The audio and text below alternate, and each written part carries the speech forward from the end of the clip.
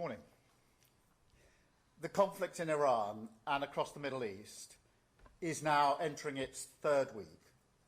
So I want to take a moment to set out how we're responding to this crisis and standing up for the British people.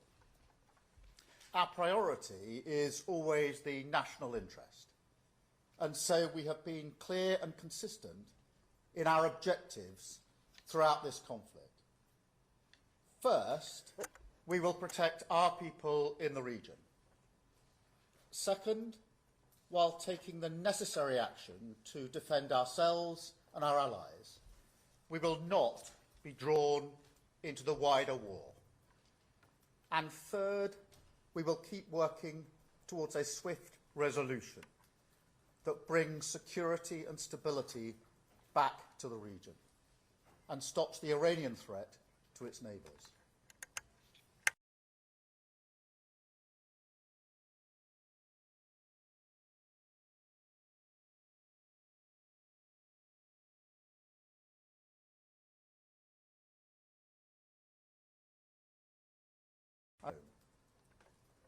In recent days, I've visited community centres in England and Northern Ireland.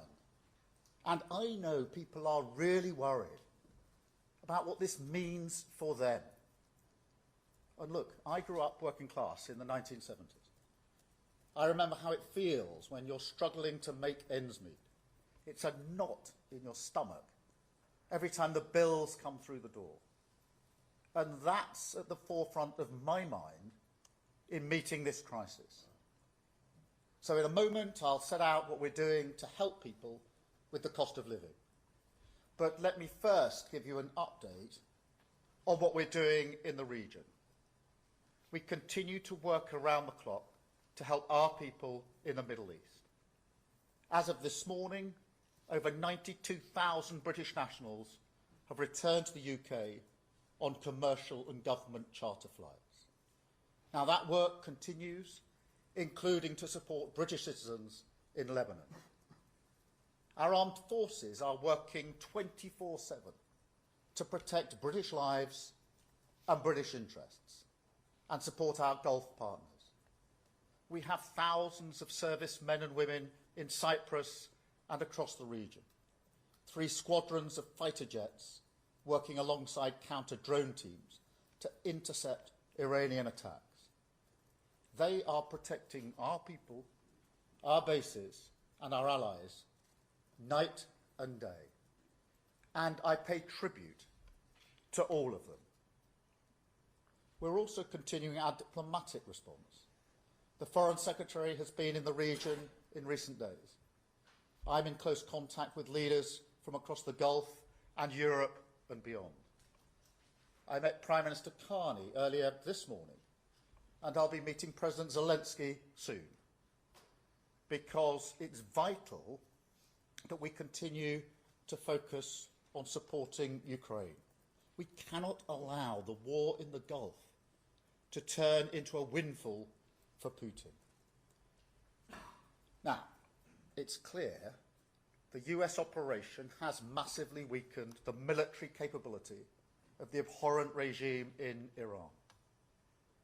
The question is, what comes next?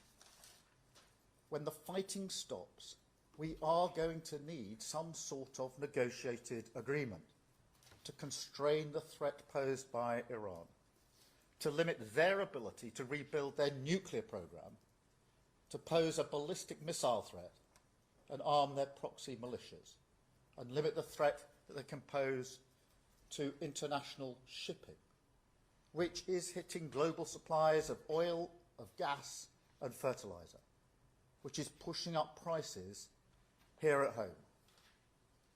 Now, we've already acted alongside other countries to release emergency oil stocks at a level that is completely unprecedented.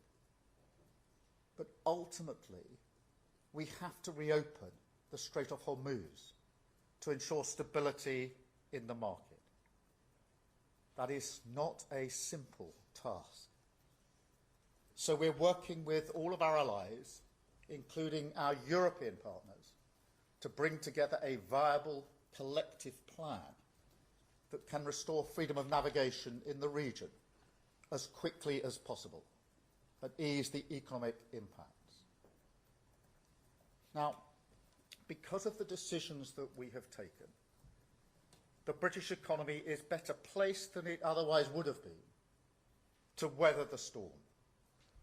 Since the election, we've built up our national resilience. We are delivering the biggest uplift in defence spending since the Cold War.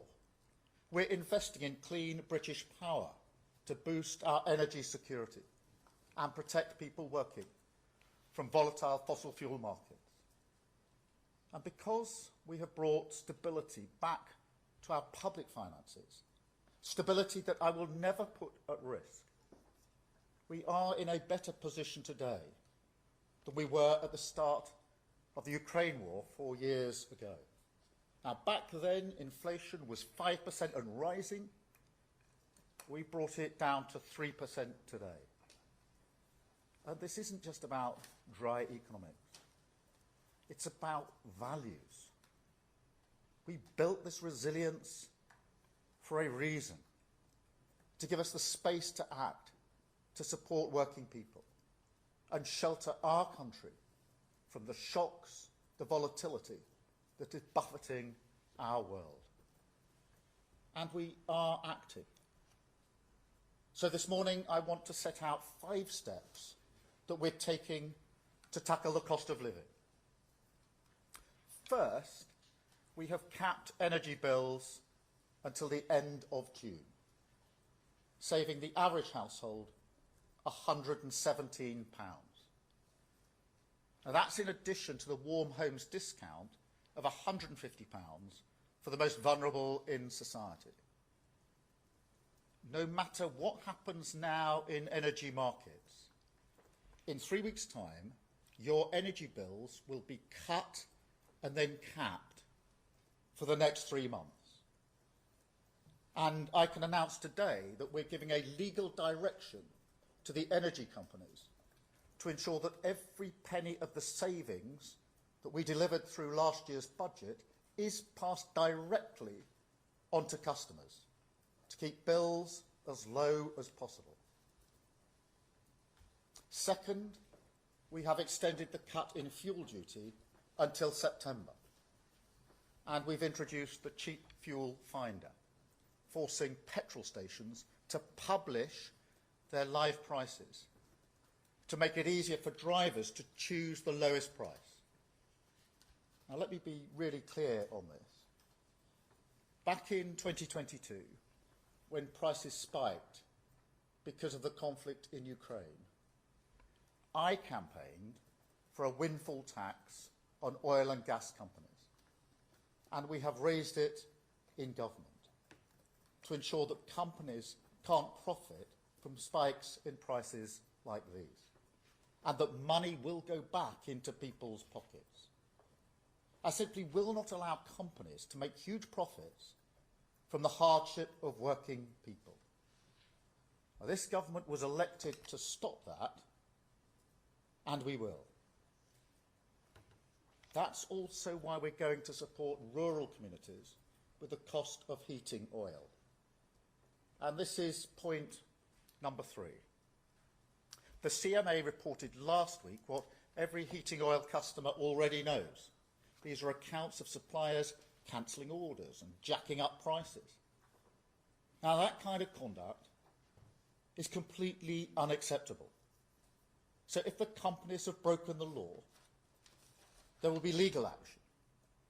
And because it's clear this market is under-regulated, we're going to put that right to ensure customers get a better deal.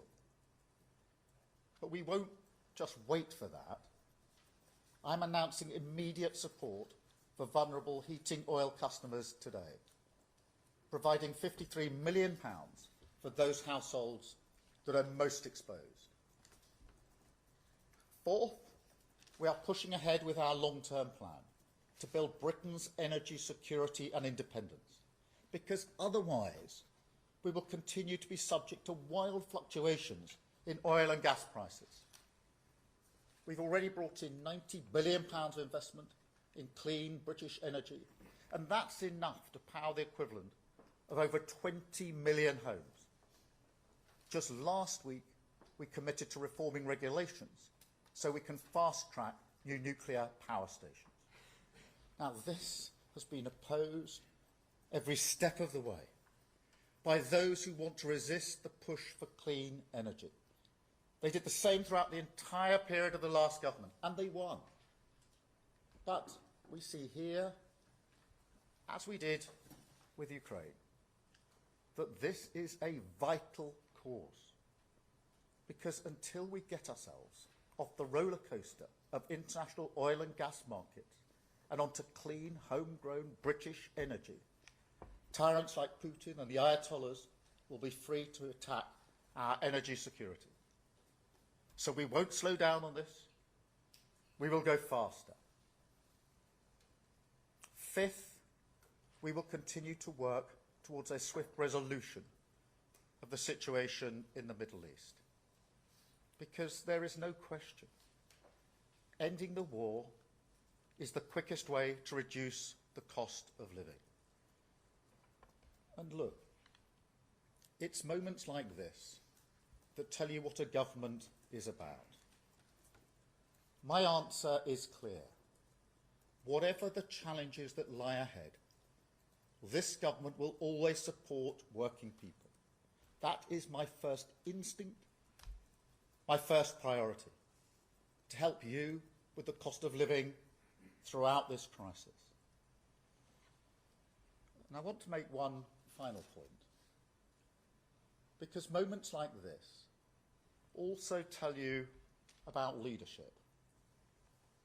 Whether to commit British troops to military action is the most serious responsibility for any Prime Minister.